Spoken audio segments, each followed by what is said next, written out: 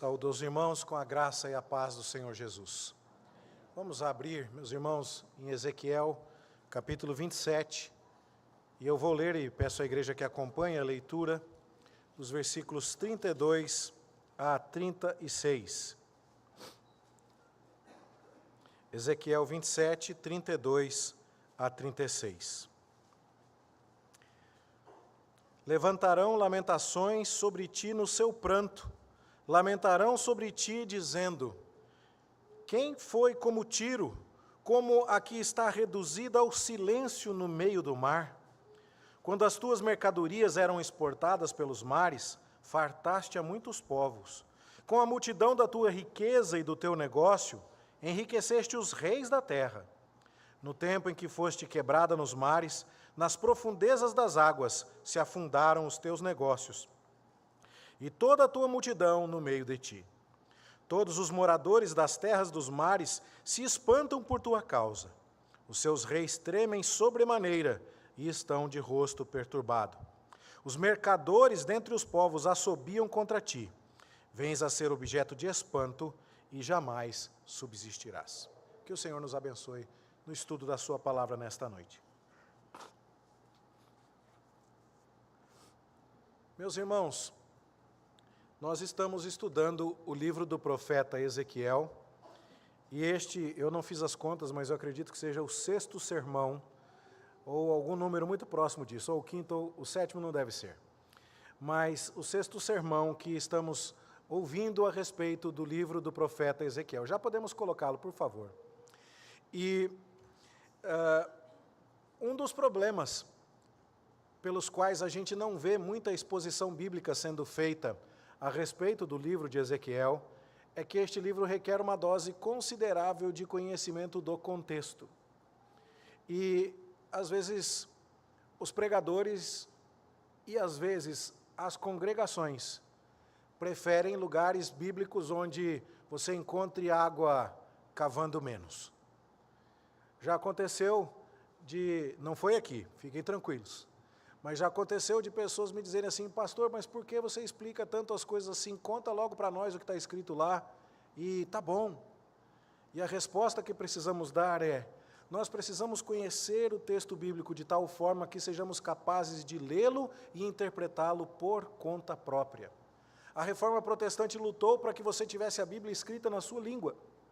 Mas não basta saber ler, o texto está aí, está em língua portuguesa, a gente lê e não entende. E por quê? Porque estamos distantes do texto, historicamente, culturalmente, linguisticamente. E o texto não é difícil de ser entendido, mas é trabalhoso. E aqui então, meus irmãos, eu renovo o desafio, para que tenhamos a paciência, mas essa talvez não seja uma boa palavra, a disposição, a sede de entender tudo o que Deus nos comunicou, de vasculhar todos os cantos da Escritura, ainda que alguns deles sejam mais trabalhosos, para discernir os profundos tesouros daquilo que Deus nos quer comunicar. Eu vou agora avançar numa velocidade maior. Nos sermões anteriores eu fiz mais recapitulações. Agora eu quero começar lembrando a você algumas questões bem introdutórias, até porque vejo alguns rostos hoje que acredito que não estavam aqui nas mensagens anteriores, e eu quero que essas pessoas sejam edificadas nesta noite também. Então, eu quero lembrar você que Ezequiel é um livro que começa com uma grande visão. Um profeta que foi chamado por Deus quando tinha sido levado para o cativeiro na Babilônia. Ele foi levado aos 25 anos de idade, era de uma família sacerdotal, e completou os seus 30 anos lá na terra estranha. E com 30 anos ele poderia ter o privilégio de trabalhar no templo em Jerusalém, mas ele está agora longe do templo e não pode atuar como sacerdote. Deus, no entanto, o convoca para ser um profeta. E agora Ezequiel então tem uma visão da carruagem real de Deus vindo até ele na Babilônia, trazendo ameaça de juízo. Deus está contra o povo que abandonou os seus caminhos, mas há, entremeando essa mensagem de juízo, sinais da misericórdia divina. No alto daquele trono da carruagem, há uma visão do arco-íris, um símbolo da misericórdia do Senhor. O livro se abre com esta visão. Logo em seguida, Ezequiel é vocacionado. Por quê? Porque vocação profética está intimamente associada à visão. Veja, nós não aceitamos pastores que não são convertidos, não é? Parece óbvio, mas a verdade é, profeta que não teve visão de Deus também não valia. O que chamava alguém a ser profeta era esse encontro, essa experiência sobrenatural de contato com o Senhor. Então ele ouviu Deus falar, ele viu Deus agir, e então isso o credenciava como profeta. Ezequiel então é credenciado vendo Deus no capítulo 1 e sendo chamado inclusive a devorar um rolo com palavras de juízo, lamentações e ais, que Deus traz a ele. E apesar da mensagem ser dura e de juízo, quando ele come, aquela mensagem é doce na sua boca. Ele é vocacionado, ele vai ser o atalaia, aquela pessoa que vai avisar o povo de Israel que Deus está vindo em juízo. Foi a visão de abertura quem chamou Ezequiel para o ministério profético, e então agora Deus diz, vai lá e avisa esse povo. Eles vão fazer cara feia para você, mas eu vou endurecer o seu rosto contra eles. E o nome de Ezequiel significa exatamente isso, Deus endurece. Eles não vão querer te ouvir, Ezequiel, mas seja firme. E aí então Ezequiel começa a realizar atos simbólicos. Ele não fala primariamente, ele encena. E ele encena atos de fazer uma maquete da cidade de Jerusalém e mostrar que ela será sitiada pelo inimigo e que as pessoas passarão privações extremas ali. Ele raspa seus cabelos e a barba e reparte aqueles cabelos em porções que são queimadas, picadas, espalhadas ao vento, simbolizando o tratamento que Deus daria ao povo de Judá, e uma pequena porção é guardada na sua cinta, como mostra de que Deus terá misericórdia de um pequeno remanescente. E aí, então, ele proclama mensagens às montanhas de Israel, que estão cheias de altares a ídolos, e ele proclama uma mensagem contra a cidade de Jerusalém, dizendo, dinheiro não vai servir para comprar comida, você vai jogar a prata no chão, porque não vai ter comida para comprar dentro da cidade sitiada de Jerusalém. Mas esse padrão não acontece uma vez só no livro. Você já conhece o livro o suficiente, você que acompanhou os sermões anteriores, para saber que esse padrão é repetido logo em seguida. A partir do capítulo 8 vem uma nova visão. Ezequiel agora é levado por Deus até Jerusalém e ele vê os ídolos colocados no templo. E ele vê então a idolatria, a imagem do ciúme, o deus Tammuz sendo adorado, sacerdotes de costa para a arca e de frente para o sol. E ele tem uma nova visão. E mais uma vez ele é chamado, ouça, olhe, fale. Você está vendo as corrupções do povo, denuncie, avise que o juízo está a caminho. E aí então ele tem a noção de que Deus vai mandar homens para destruir a cidade. No entanto, aqueles que temem ao Senhor e ainda o amam serão marcados na fronte e serão poupados dessa destruição. Novamente ele faz atos simbólicos. Agora, ele precisa abrir um buraco na parede da casa dele e sair com a trouxa, com as roupas do exílio nas costas, com os olhos vendados, para simbolizar como Deus vai tratar o rei de Judá, o rei Zedequias. Ele vai tentar fugir do cerco babilônico por um buraco na muralha, com as roupas nas costas, e então será preso por Nabucodonosor e terá seus olhos vazados. Ele também é obrigado a comer pão e beber água tremendo diante do povo, para dar a ideia de como seria esse tempo de juízo, em que as pessoas tomariam um gole de água pensando, será que esse é o último? E fariam isso tremendo. Mais atos simbólicos. E aí então vem novas mensagens, várias profecias, sobre as quais agora eu só vou dar um panorama, porque elas agora se estendem do capítulo 12 até o capítulo 27. É muita coisa que está acontecendo aí, mas o povo não está alinhado com Deus. O povo, inclusive, chega a dizer, não, os primeiros que já foram levados ao cativeiro, como foi o caso de Daniel, em 605 a.C., ou aqueles que foram depois, como foi o caso de Ezequiel, em 597 a.C., veja, nós estamos falando de gente do calibre de Daniel e de Ezequiel. E o pessoal que ficou em Jerusalém dizia, não, eles eram dispensáveis. Agora quem ficou aqui em Jerusalém é que é o povo que Deus realmente ama. Nós é que somos a carne na panela. É a figura que eles usam. E eles estão completamente impenitentes. E é por isso que se segue agora uma série de mensagens proféticas nos capítulos seguintes. Ezequiel denuncia falsos profetas, eles denunciam anciãos idólatras, eles denunciam a cidade de Jerusalém como uma videira inútil, dizendo: o investimento de Deus em vocês não está produzindo os resultados que deveria. Denuncia Jerusalém como uma prostituta no sentido de idolatria, ou seja, vocês estão cultuando a outros deuses e se prostituindo nisso. Depois, no capítulo 17, que estudamos em maior detalhe, há uma profecia contra o rei Zedequias, que, num uso de política internacional para fugir desses juízos de Deus, buscou se aliar ao Egito para resistir à Babilônia. E então, além de condenar essa política internacional que viola o pacto que foi feito com a Babilônia em nome de Deus, você deve se lembrar, semana passada, Nabucodonosor ajuramentou Zedequias pelo nome do Senhor. Mas Zedequias não respeita absolutamente nada, nem a aliança com Deus, nem a aliança com a Babilônia. E ele agora será levado, e ele agora será castigado. Há pessoas que olham para tudo isso e dizem: Deus está nos culpando por causa do pecado dos nossos ancestrais. É o assunto do capítulo 18.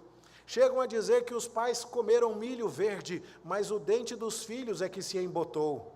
E Deus então vai responder: não, a alma que pecar, essa morrerá. Eu estou julgando vocês pelo pecado de vocês e não de seus ancestrais. E aí, então Deus dá uma parábola no capítulo 19 sobre uma leoa que tinha vários leõezinhos. Você sabe que Jesus é o leão da tribo de Judá e que o leão na Bíblia é um símbolo da realeza. Então a leoa com seus leõezinhos simboliza o reino de Judá e os reis agora que estavam sendo levados ao cativeiro na Babilônia, como aconteceu com Joacás, que foi para o Egito, com Joaquim, que foi para a Babilônia, e logo aconteceria com Zedequias, que teria seus olhos vazados. É a parábola da leoa. Depois temos uma nova parábola de uma videira arruinada. Depois temos uma denúncia contra os anciãos de que Deus liberta o povo, favorece o povo, mas eles tornam a cair em pecado. Novamente uma menção de uma espada com a qual Deus vai julgar o povo. Mais uma vez denúncia contra o sangue e a idolatria que estão associados. Repare isso na sua Bíblia. Toda vez que as pessoas começam a adorar outros deuses, os deuses que elas adoram, não sendo o Senhor, são deuses que atendem às suas próprias expectativas egoístas. São deuses que apelam às suas paixões carnais. E tão logo o povo de Deus se afasta do Deus verdadeiro, santo, justo e puro, e começa a adorar deuses segundo as suas paixões, isso se reflete na injustiça social. Isso se reflete na violência dentro da nação. E aí, então, há sangue pelas ruas, por quê? Porque o pobre, a viúva, o órfão, o necessitado são esquecidos. O juízo nas cortes é abandonado, porque o povo está longe de Deus. O capítulo 23 fala, novamente, em prostituição, mas agora não na prostituição da idolatria, como aconteceu lá no capítulo 16, como você pode ver aqui. O capítulo 23 fala da prostituição no sentido da política internacional. Ao invés de se aliarem ao Senhor, os judeus estavam querendo se aliar ao Egito. Ao invés de buscar proteção na aliança com Deus, eles estavam quebrando a aliança com a Babilônia e tentando estabelecer a aliança com o Egito. E até então, meus irmãos, o que estamos vendo é condenação em cima de condenação e em cima de condenação, até que chegamos no capítulo 24, onde a condenação atinge o seu ápice. Se há algo que ficou claro para nós, nesses sermões que já estudamos de Ezequiel, é que Deus é santo e Ele julga o pecado, e Ele não tolera o desafio à sua autoridade. Temos ficado mais conscientes do nosso próprio pecado e da santidade e da justiça de Deus ao estudar esse texto. E o que vamos ver agora nesses 24 capítulos de Ezequiel, os primeiros 24 capítulos do livro, ou seja, a primeira metade do livro, é um testemunho claríssimo dessa justiça absoluta de Deus. E como termina o anúncio do juízo? Deus dizendo: então vocês são a carne na panela? Lembra que eles disseram isso? Vocês que ficaram em Jerusalém são a carne na panela, sabe o que eu vou fazer? Eu vou tochar fogo nessa panela até derreter tudo que está aí dentro. Que vai queimar essa carne, e vai queimar essa ferrugem na panela, vai queimar esse excremento na panela, essa impureza vai queimar. Então, sim, se Jerusalém é uma panela, prepare-se, porque essa panela vai ficar incandescente agora, e vai vir o juízo.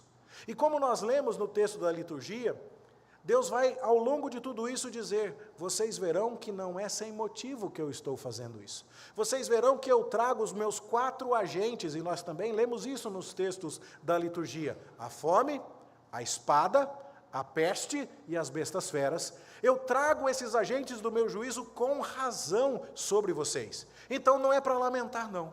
O fato de eu estar julgando a cidade de Jerusalém é algo justo. Não quero que reclamem. E isso termina com talvez o mais tocante dos sinais que Ezequiel performa. Ele anuncia que Deus vai julgar e que ninguém deve reclamar. Que Deus vai tirar o templo, que é a delícia dos olhos dos cativos. Eles olhavam e diziam, estamos no cativeiro, mas logo, logo poderemos voltar para a nossa cidade maravilhosa de Jerusalém, aquela que é a esperança do nosso coração. E Deus diz, não haverá Jerusalém para voltar, não haverá templo para voltar, porque vocês foram uma nação rebelde, e eu vou tomar a delícia dos seus olhos. Então ele tira o templo, e para ilustrar isso ele diz a Ezequiel, eu vou tirar as delícias dos teus olhos, a tua esposa, ela vai morrer, e você não pode chorar. E quando as pessoas te perguntarem, por que você não está chorando pela morte da sua esposa? Você vai explicar, porque vocês não poderão chorar quando Deus lhes tirar o templo e a cidade de Jerusalém, porque o juízo de Deus contra o pecado de vocês é justo. Isso é impactante, meus irmãos. Como Deus faz um negócio desse? Toma a esposa daquele homem e o proíbe de chorar. É porque Deus quer que aprendamos que a sua justiça é absoluta. E nós temos visto e temos reforçado isso, nós não estamos tratando com um Deus bonzinho de barba branca, igual Papai Noel, no qual você senta no colo dele, fala umas mentiras de que foi um garoto bom, pede uma bicicleta, ele te fala ho, ho, ho, e diz que o presente está a caminho. Esse não é o Deus da Bíblia. O Deus da Bíblia é fogo consumidor. O Deus da Bíblia está irado contra o pecado. O Deus da Bíblia não tolera a afronta ao seu nome. E isso fica muito claro nesses primeiros 24 capítulos de Ezequiel. Só que quando nós só falamos a respeito disso, nós podemos ir embora para casa sem esperança. Nós podemos ir embora dizendo, e agora? Como eu poderei sobreviver diante desse Deus tão puro e santo? Não haverá esperança para mim. Louvado seja Deus, porque o texto continua. E aí então há uma preocupação, porque estamos vendo toda essa justiça e ficamos nos perguntando, qual será a salvação para nós? Mas lá naquela época havia uma outra pergunta. As pessoas olhavam para o povo de Judá sendo destruído, para o templo sendo destruído, para Jerusalém sendo destruída, e se perguntavam, será que Yahvé, o Deus dos israelitas, não foi capaz de protegê-los? Será que ele perdeu o poder? Será que ele está morto? E aí então o que nós vamos ver é que 3 dos 4 maiores profetas da Bíblia estão em atividade ao mesmo tempo. Jeremias fala em Jerusalém, Deus vai mandar o juízo. Daniel, que foi levado no ano 605 para a Babilônia, fala lá no palácio de Nabucodonosor, Deus está no controle de tudo, ó rei, você se humilhe diante dele porque é ele que manda. E Ezequiel fala entre os exilados, nas margens do rio Quebar, lá na Babilônia, dizendo, Deus está conosco, Ele vai julgar, mas há esperança para nós. Ou seja, ninguém deveria se sentir autorizado a concluir que o que acontecia com Judá era culpa de Deus. Não, o que acontece com Judá é culpa de Judá. Deus continua sendo quem sempre foi e sempre será, justo, santo. O povo é que provocou a justa ira de Deus e agora recebe as suas consequências. Não ousem pensar na fraqueza de Deus. Não ousem tentar tirar proveito desta situação que acontece com Jerusalém, como se Deus tivesse se esquecido de suas promessas eternas. E é assim que agora, do capítulo 24 para o 25, nós saímos da sessão de julgamento contra Jerusalém, contra o reino de Judá, e nós passamos a uma sessão de julgamento contra as demais nações. Colocando isso no esboço do livro, seria como se nós disséssemos que até agora Deus estava falando para dentro. Alguns irmãos me perguntaram, pastor, mas espera aí, o Ezequiel não estava lá no cativeiro da Babilônia? Sim. Mas ele falava sobre Jerusalém? É verdade. Mas ele falava sobre Jerusalém para os cativos? Sim. E por quê? Porque os cativos tinham a esperança de retornar. Os cativos nunca deixaram de ser judeus. Os cativos nunca deixaram de entender a sua relação especial com Deus, embora nem sempre a obedecessem ou a valorizassem. Mas quando fala aos cativos na Babilônia, Ezequiel fala sobre o que vai acontecer com Jerusalém, com o reino de Judá, com o povo judeu. Só que agora, depois que a panela pegou fogo e ficou incandescente, depois que a mulher de Ezequiel morreu e não pode ser lamentada, agora o juízo acabou. A ira de Deus foi satisfeita, a sua justa retribuição foi determinada e não vai voltar atrás. E daí? E daí que a história continua. E agora Ezequiel vai se voltar para fora, para as outras nações, que estavam olhando o que acontecia a Judá e dizendo assim: acho que Deus morreu. Acho que Deus não tem mais poder. Acho que Nabucodonosor é mais forte que o Deus dos israelitas. Acho que nós somos melhores. Marduk ganhou a batalha. Os judeus não são um povo tão bom assim. E então eles começam a questionar Deus. Mas como você viu, 3 dos 4 profetas maiores estão em atividade naquela mesma época, justamente para deixar claro que o problema não está com Deus. O problema está com o povo. E então o que nós vamos ver agora é que se Daniel está na corte babilônica falando com Nabucodonosor, ele fala algo parecido ao que Ezequiel diz nestes capítulos 25 a 32, que são todos os capítulos que eu vou falar hoje. Não vou demorar o proporcional, viu, meus irmãos? Mas eu vou falar sobre esses capítulos todos. Bom, o que acontece? Daniel não está na Babilônia dizendo: rei, o senhor teve um sonho de uma estátua, e a primeira parte da estátua é a cabeça de ouro, que tem a ver com o império da Babilônia. Depois o seu peito de prata tem a ver com outro reino, que a gente hoje sabe nomear, é a Pérsia. Depois, não é, vão vir outros reinos, assim, assim. E aí Daniel fala o que com Nabucodonosor? Deus controla também o lado de fora. Deus manda também fora dos muros de Jerusalém e fora dos limites da terra de Canaã. Nabucodonosor, aprenda, até o seu reino está debaixo da autoridade de Deus. Por outro lado, os primeiros 24 capítulos, quando Deus falava para Ezequiel a respeito do pecado de Judá, estão tendo um reforço lá em Jerusalém através de Jeremias. Jeremias está lá em Jerusalém dizendo: Deus está tratando com vocês. Somados, esses 3 profetas estão ensinando ao mesmo tempo: Deus cuida de Jerusalém e Judá, Deus cuida do mundo inteiro. Jeremias com mais ênfase sobre Jerusalém e Judá. Daniel com mais ênfase no mundo inteiro, porque ele está na corte babilônica. Ezequiel está no meio do caminho, ele está na Babilônia, mas está entre os judeus. Então ele fala do que vai acontecer com o povo de Judá, mas ele também fala do que vai acontecer com o mundo inteiro. Faz sentido, meus queridos? E agora então, o que nós vamos ver é que virá uma sentença contra todos os vizinhos do povo de Judá. E a primeira dessas sentenças, as primeiras sentenças estão no capítulo 25. Amon, Moabe, Edom, Filístia. E o que é dito a respeito desses povos? Bom, os amonitas que estão aqui são um dos descendentes de Ló. Você se lembra que quando Ló sai de Sodoma, ele tem filhos com as suas próprias filhas. Então, Amon e Moabe são os descendentes de Ló. São nações aparentadas com os judeus, mas que se tornaram seus inimigos históricos. E depois temos os edomitas, que são os descendentes de Esaú. E depois temos os filisteus, conhecidos desde a época de Golias como grandes inimigos do povo de Israel. Esse pessoal aí gostou de ver a queda de Jerusalém. Eles gostaram de ver o juízo de Deus. E eles então começaram a zombar e a se alegrar e a bater palmas, porque Deus tinha destruído Jerusalém e Judá.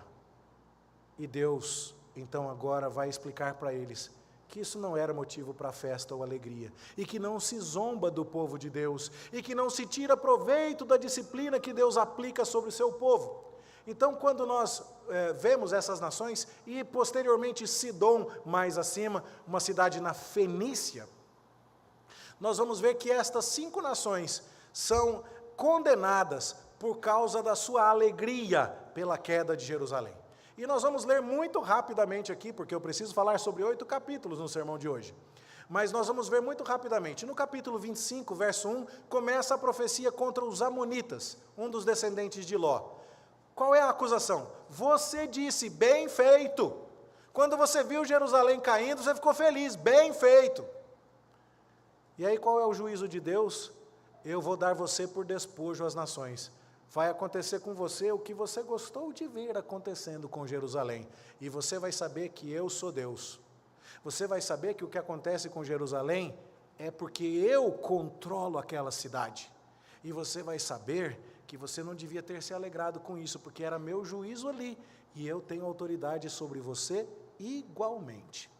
A mesma coisa acontece com os moabitas, cuja profecia começa a ser escrita no versículo 8 do capítulo 25. Eles dizem assim: eis que a casa de Judá é como todas as nações. A blasfêmia está no fato de que, porque o templo em Jerusalém caiu, na cabeça dos moabitas, Yahvé não seria um Deus soberano sobre todo o universo. Então, eles tinham um templo, tinham uma religião, tinham sacerdotes como todos os outros povos, mas não eram melhores do que ninguém, porque o Deus deles não era melhor do que nenhum outro Deus.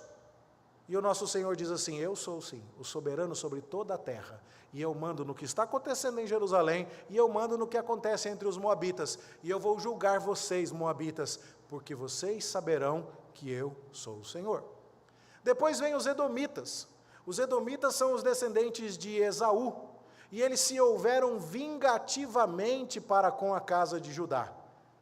E quando a gente vai ler o texto, por exemplo, do profeta Obadias, que é um profeta que fala em direção aos edomitas, sobre a alegria que eles sentiram ao ver Jerusalém caindo. Essa é a mensagem de Obadias. É o menor dos profetas do Antigo Testamento, cuja mensagem basicamente é: você não deveria ter olhado com alegria para o dia da tragédia do teu irmão Judá.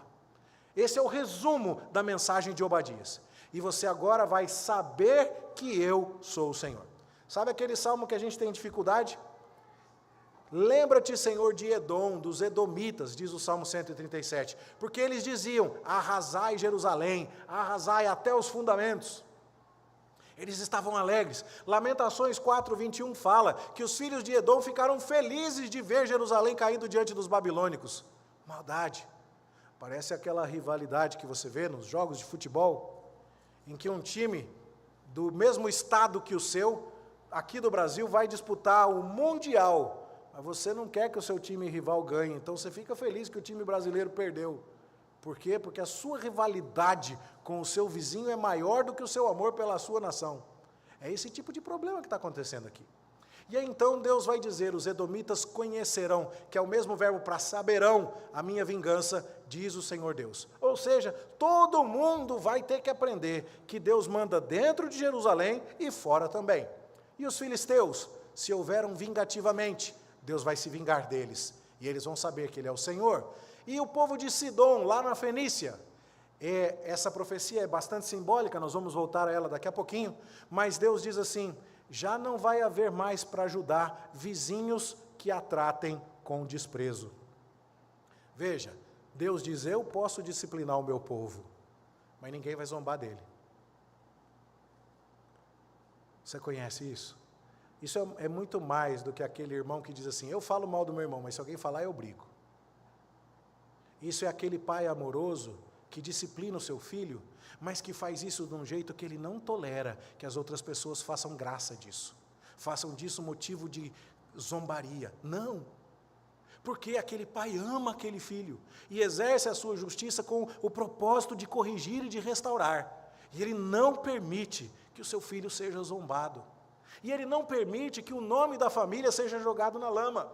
E ele não permite que a história daquele lar seja corrompida aos olhos dos outros.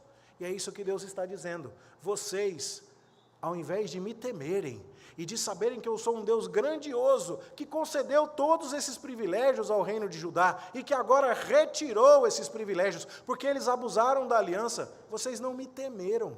Vocês fizeram graça disso, vocês riram do meu povo, vocês zombaram, vocês perseguiram, vocês tentaram tirar proveito disso. E vocês vão sofrer as consequências para aprender que eu sou o Senhor. Mas existem outros tipos de relacionamento dos vizinhos com o reino de Judá, que é o caso de Tiro.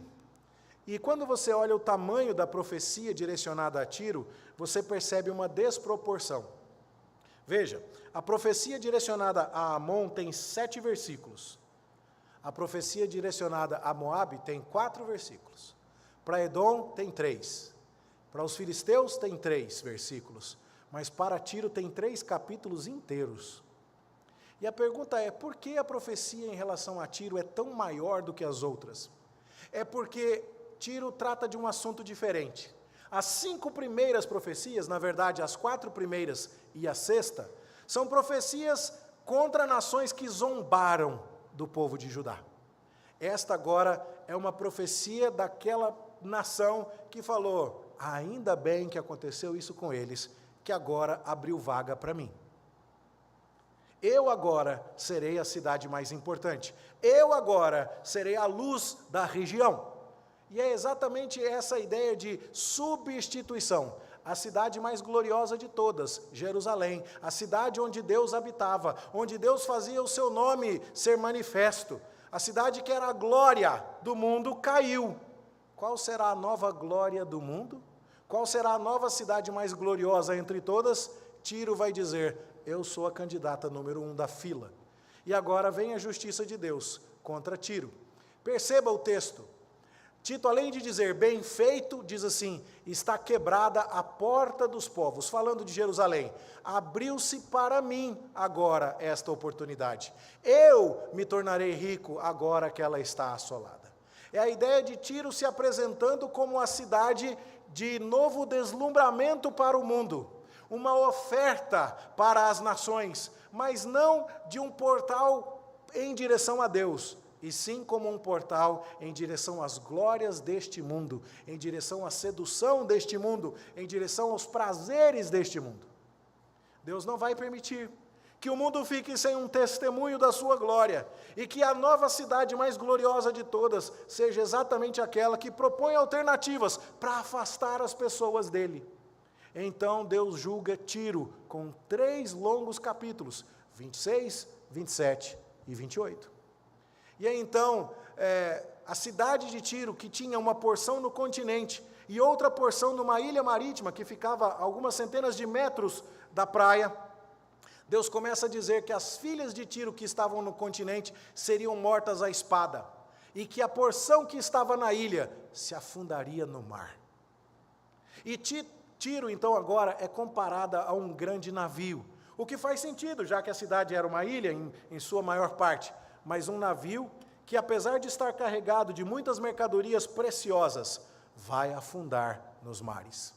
Um grande navio que encanta todos com a sua beleza, com a sua sedução, está prestes a afundar por causa do juízo de Deus. Não é possível rivalizar com Jerusalém em glória. Deus não permitirá. A cidade está em ruínas, mas ainda é o lugar onde Deus se manifesta ao mundo. O templo foi destruído, mas não zombe de Jerusalém. Não rivalize com Jerusalém. Não apresente propostas alternativas. Não tente seduzir as pessoas com o brilho deste mundo, porque o brilho de Deus é insuperável. Essa é a notícia. E então, quando você entende isso, fica mais fácil entender o livro do Apocalipse. Porque lá no Apocalipse existe uma grande prostituta que é chamada de Babilônia. Curioso, porque a Babilônia, descrita lá no livro do Apocalipse, é um símbolo da oposição a Deus. Mais tarde a gente vai ver isso. Por quê? Desde a Torre de Babel, que é conhecida como Torre da Babilônia, em Gênesis capítulo 11, o pessoal da Babilônia não quer fazer o que Deus manda. Eles querem fazer o seu nome famoso, eles querem subir ao céu por sua própria conta, construindo a sua própria torre. Deus mandou eles se espalharem, eles querem ficar concentrados ali. Babilônia é um símbolo de oposição a Deus, e vai se tornar ainda, não neste momento para Ezequiel, como nós vamos ver, mas vai se tornar esse símbolo de oposição como a nação que levou Judá para o cativeiro. E lá no Apocalipse, então, a sedução do mundo é chamada de Babilônia. Aqui em Ezequiel ela é chamada de Tiro, porque é outro contexto. E quando você compara a Babilônia de Apocalipse com a Tiro de Ezequiel, você percebe que é a mesma coisa. A semelhança acontece em muitos aspectos. A Babilônia de Apocalipse se assenta sobre muitas águas. Tudo bem, a Babilônia era uma cidade às margens do rio Eufrates, mas não era oceano igual Tiro, assentada sobre muitas águas. Babilônia era uma nação comercial, ok, Tiro também era. E quando Babilônia cai, os reis da terra e os marinheiros choram. Bom, aqui fica bem claro, não havia tantos navegadores com barcos comerciais assim no rio Eufrates. Não se compara ao que havia em Tiro, que estava no mar Mediterrâneo. Ou seja, o livro do Apocalipse toma as descrições de Ezequiel emprestadas e fala sobre a ameaça do mundo e da sua sedução e dos seus prazeres e da sua prostituição e de glórias que tentam rivalizar com a glória de Deus e de cidades que tentam rivalizar com a cidade de Deus e de projetos de vida, de bem-estar, de fama e de qualquer outra coisa que rivalizam com a proposta de Deus para nós. O Apocalipse fala disso em termos da Babilônia, mas uma Babilônia que parece muito Tiro do livro de Ezequiel. São dois livros de linguagem apocalíptica, que usam imagens vívidas, comparações vivas, metáforas muito intensas, para dizer para nós basicamente o seguinte: Deus não tolera, Deus julga qualquer tentativa de se apresentar uma glória rival à glória do seu reino. É isso, é por isso que Tiro está sendo julgada. E não apenas Tiro, mas também o seu rei. Há uma profecia específica sobre o rei de Tiro. E, irmãos, há uma infinidade de detalhes ali, que poderíamos passar semanas discutindo, mas nesse sobrevoo panorâmico eu já estou avançando. E aí então nós temos um último inimigo aqui, nesta lista que vai do capítulo 25 até o capítulo 32, que é o Egito. O Egito que está ali, mais abaixo no nosso mapa. E aí talvez, se você acompanhou bem a mensagem da semana passada, você diga assim, mas espera aí, o povo de Judá não considerava o Egito como um amigo? Eles não estavam indo até o Egito em busca de alianças militares? Zedequias não mandou mensageiros até o Egito, que lhe prometeu enviar cavalos e armas e soldados para que ele pudesse resistir a Nabucodonosor? E não foi essa exatamente a condenação de Ezequiel capítulo 17? O Egito não é um aliado? E a resposta é não, não é. Primeiro porque quem te ajuda a fugir da disciplina de Deus não é teu amigo. Quem te ajuda a correr para longe de Deus é teu inimigo mesmo. Mas também porque, como nós vamos ver no texto de Ezequiel, o Egito se tornou, ao invés de uma bengala, ele se tornou uma cana, na qual, quando Judá foi apoiar a sua mão, furou a mão.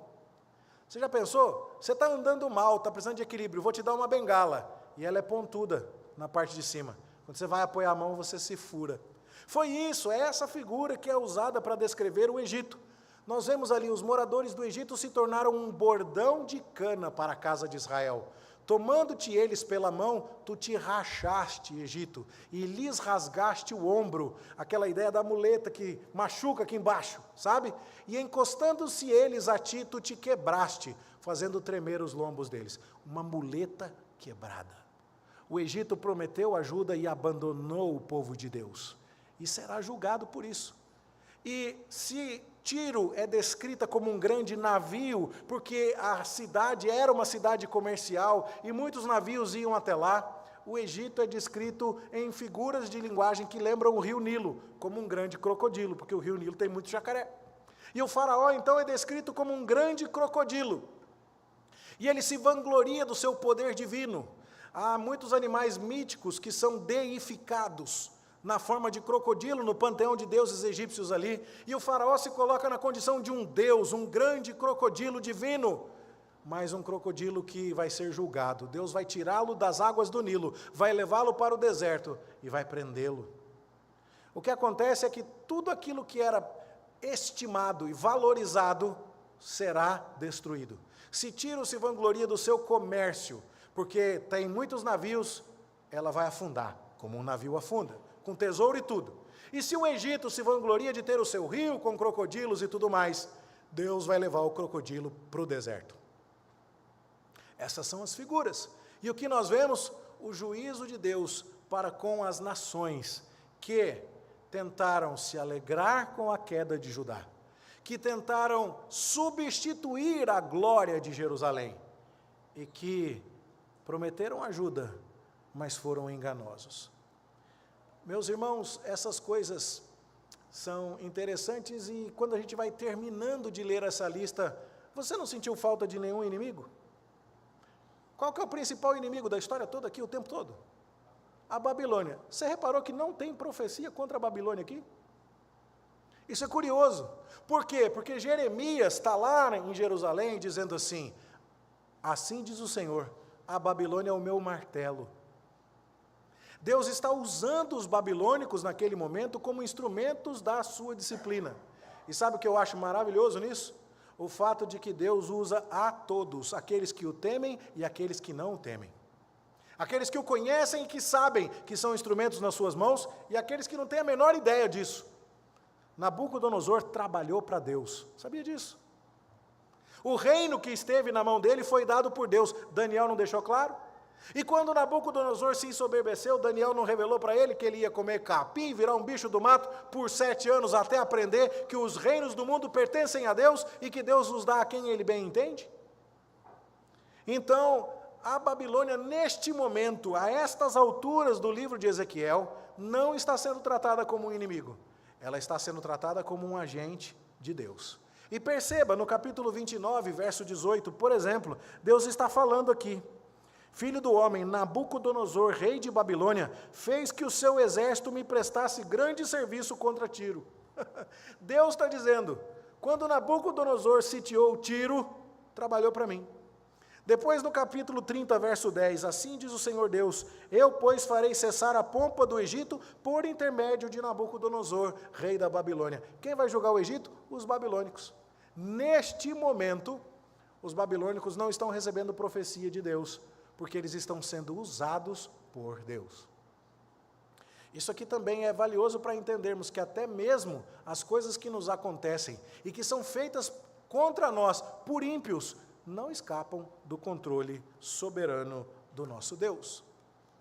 E aí então, meus irmãos, a gente fica se perguntando, o que é que isso ia resolver para quem está lá no cativeiro babilônico? Veja, Ezequiel não pegou um Uber e foi até o Egito, bateu na porta do faraó, olhou na cara do faraó e disse, faraó, assim diz o Senhor.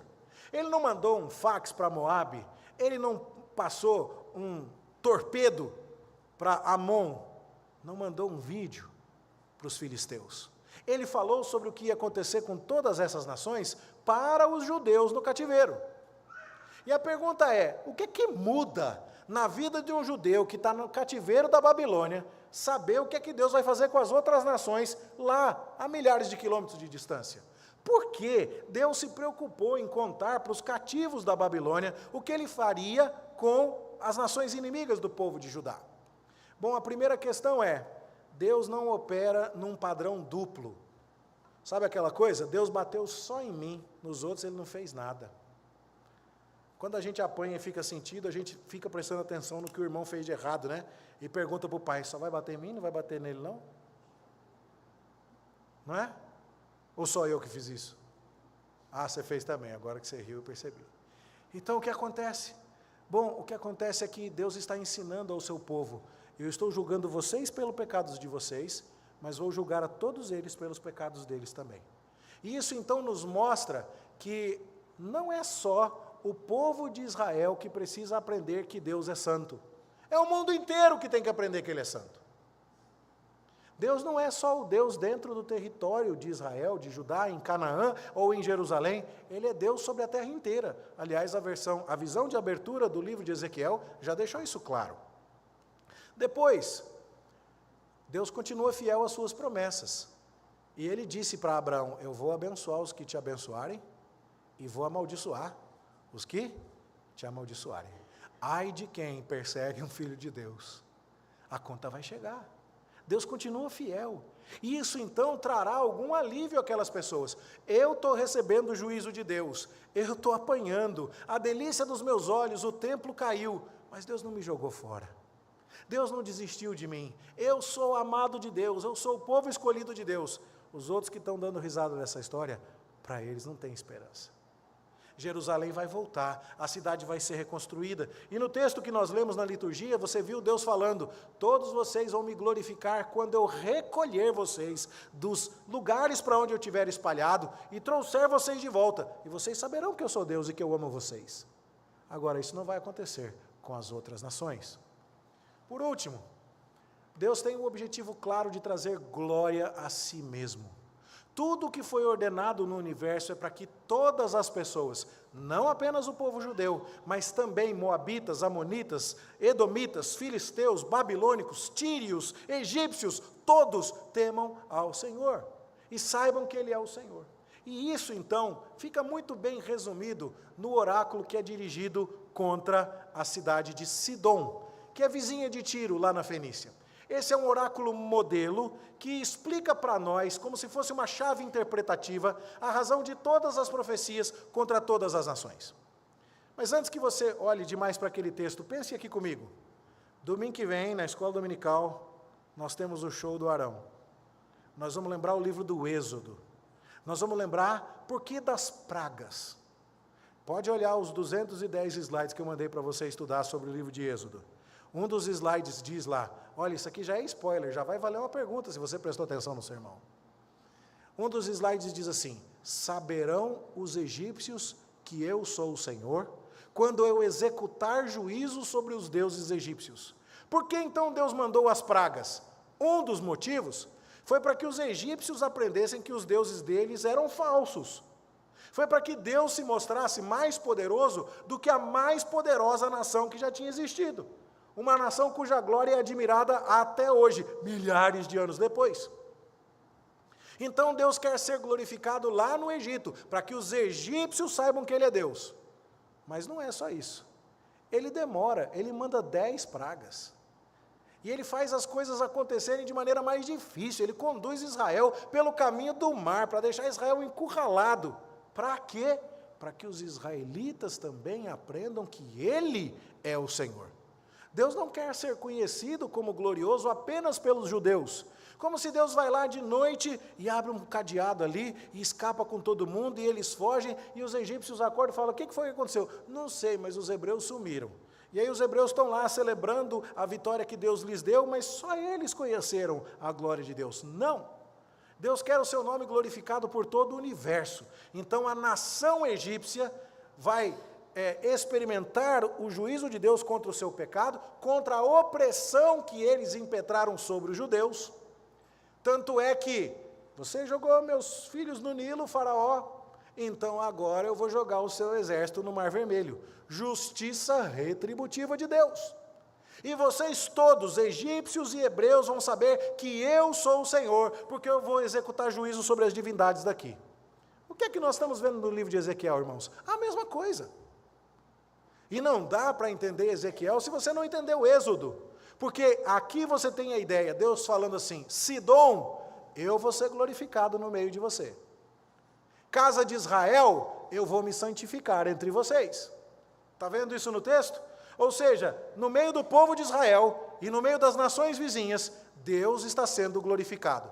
Veja os destaques em negrito. Saberão que eu sou o Senhor, saberão que eu sou o Senhor. Essa expressão ocorre 60 vezes no livro de Ezequiel.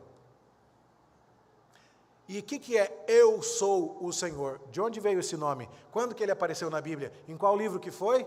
Show do Arão domingo que vem? Êxodo. Você percebe que é uma história só?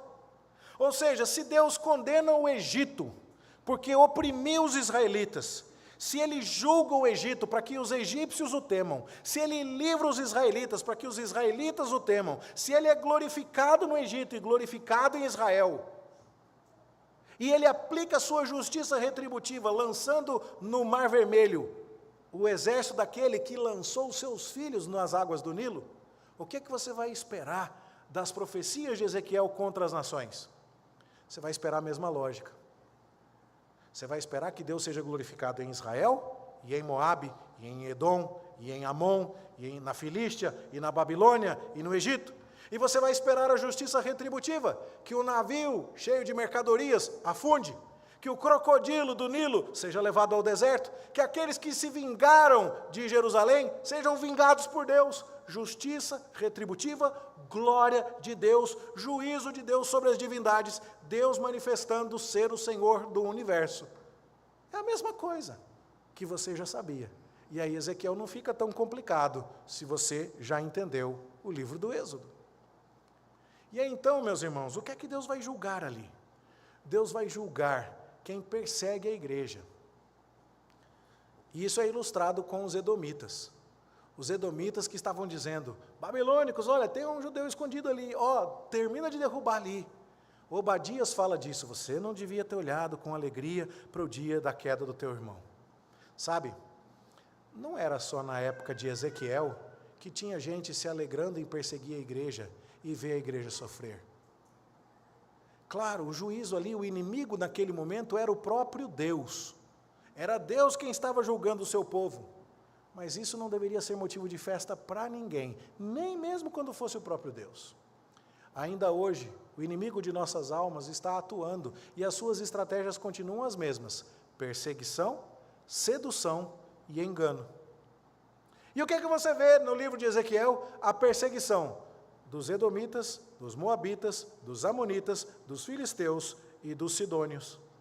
E o que é que você vê em termos de sedução? Uma proposta de glória concorrente, como era o caso da glória de Tiro. Gente que tenta apresentar uma vida que exclui Deus, mas que é preenchida com os prazeres, com as glórias, com as riquezas, com os tesouros deste mundo. E o que é que você vê também? É engano. O Egito dizendo, não, vem comigo que eu te ajudo. Vem aqui que eu resolvo para você. Vamos juntos contra o que Deus está mandando, que vai dar tudo certo. É engano. As estratégias continuam as mesmas. E o que é que nós precisamos aprender? Nós precisamos aprender que o Senhor é Deus. Ele é Deus sobre todo o universo. E que é loucura perseguir a igreja de Deus, é loucura render-se à sedução do mundo e seus prazeres, é loucura confiar em qualquer outra força, recurso, nação, pessoa, que não seja o Senhor Deus. Deus está nos convocando a depender tão somente dEle. Se o rei de Tiro, que se exalta sobremaneira, vai afundar, se o rei do Egito, o faraó, que se diz o criador do Nilo e um grande crocodilo, vai ser levado ao deserto, o rei humilde, rei verdadeiro, o pastor fiel do povo de Deus, esse governa para todo sempre, o seu reino jamais terá fim, ele não engana, ele não persegue, ele não seduz com mentiras, ele nos satisfaz com a verdade, é a ele que nós devemos buscar. E é isso que nós precisamos entender então, meus queridos irmãos. Nós precisamos aprender que o Senhor é Deus, que o Rei Jesus é quem governa todas as coisas. E então precisamos estar dispostos a segui-lo em todas as circunstâncias, confiando nele e apenas nele. O brilho que deve seduzir os nossos olhos tem que ser o brilho de Cristo. O medo que devemos ter não é o medo de sermos perseguidos pelo mundo, mas o medo de abandonarmos a Cristo. Em quem devemos confiar não é no Egito e nem em qualquer outra coisa ou pessoa, mas apenas e tão somente em Cristo. E por quê? Porque Deus é o Senhor. E aquele que vira as costas para o seu Filho, o Rei dos Reis e Senhor dos Senhores, erra. Aquele que não entende que é na Jerusalém, que hoje se reúne aqui no Jardim América, um pedacinho de Jerusalém, o povo de Deus, que foi liberto das garras do inimigo, que seduz, que persegue, que engana. Nós estamos aqui para dizer, o Senhor é Deus, nós somos o seu povo, é na sua presença que nós temos alegria, é nele que nós confiamos, é para ele que nós olhamos. E assim nós entendemos a validade desses decretos de justiça de Deus contra as nações no livro de Ezequiel. A minha oração é que isso esteja ajudando você a compreender o livro como um todo. Tem muito detalhe aqui, irmão. Se a gente parasse para analisar cada um desses capítulos, certamente dava 3 sermões em cada um deles. Eu fiz um de 8 capítulos. Mas é porque o ano está acabando, não dá para demorar demais. Mas eu espero que com isso você esteja se sentindo despertado a cavucar mais. Quem sabe você esteja olhando e falando, isso estava na Bíblia, eu nunca li. Como que eu passei 30 anos de vida cristã sem ler uma profecia dessa, achando que isso aqui não interessa para mim, porque afinal de contas, o que tem a ver o que aconteceu com Tiro, o que aconteceu com Sidom, o que aconteceu com Moabe? Esse povo já morreu tudo mesmo, deixa eles quietos lá. Não é nada disso. Essa é a palavra viva de Deus, dizendo assim, saiba, eu sou o Senhor. Que Ele nos abençoe em nome de Jesus. Amém. Meus queridos, que música que canta depois de um sermão desse? Tem que pensar, não tem? E eu fiquei pensando bastante, deu trabalho. Mas eu lembrei de uma música que fala que a cidade de Deus é a nossa alegria. E que Deus nos protege contra o inimigo. E que nós queremos saber que Ele é o Senhor. Conhece uma? Grande é o Senhor e muito digno de louvor. Esse é o espírito do Salmo 48. É uma resposta adequada àquilo que nós acabamos de ouvir. E nós vamos cantá-lo então, não é Rei das Nações não, está mais para frente um pouquinho, por favor. E aí então nós vamos cantar Grande ao